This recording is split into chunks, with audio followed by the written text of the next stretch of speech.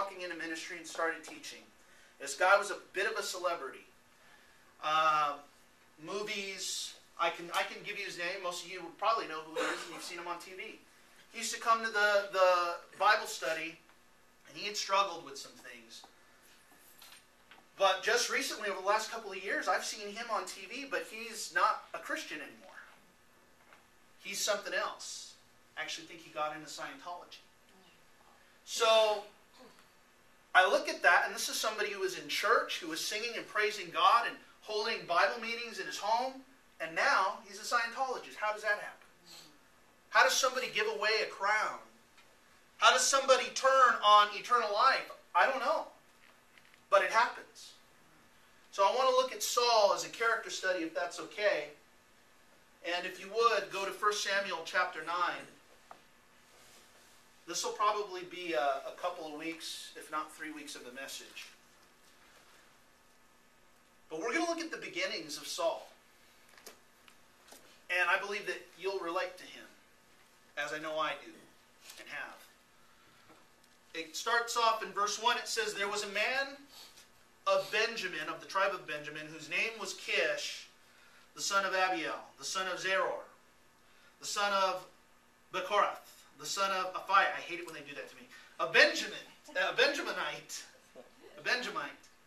a mighty man of power, and he had a choice and handsome son whose name was Saul. There was not a more handsome person than he among the children of Israel. From his shoulders upward he was taller than any of the people.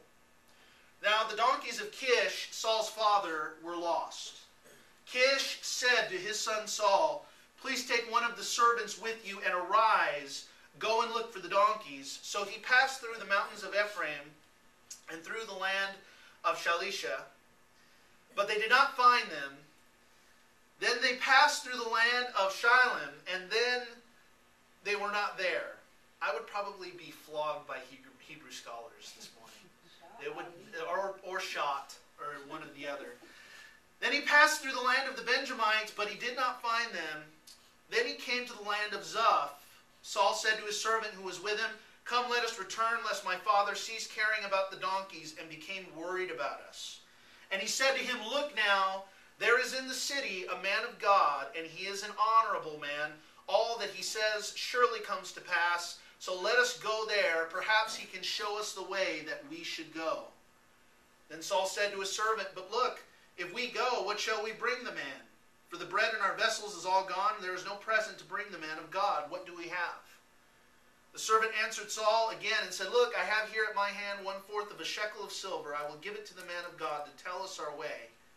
Verse 9, formerly in Israel, when a man went to inquire of God, he spoke thus, come, let us go see the seer.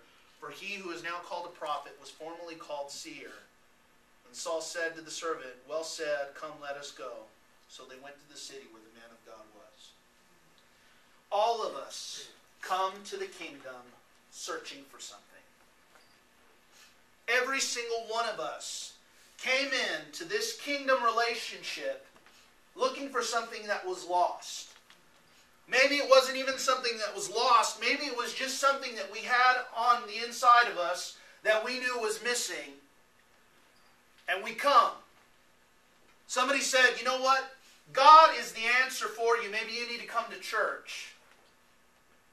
And maybe you came there because you wanted to meet some girl, or maybe you were there to meet some guy, or maybe this, and you know what? You got in there, God spoke to you, and you walked out with Jesus instead. But nonetheless, you came into the kingdom on the search. You know, a lot of believers, all of us have that story.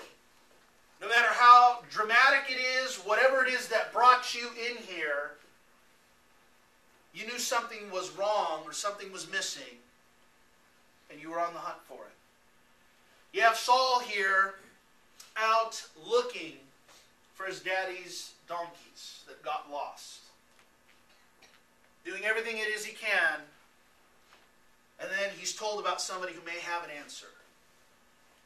So they now make the decision to go with him. I remember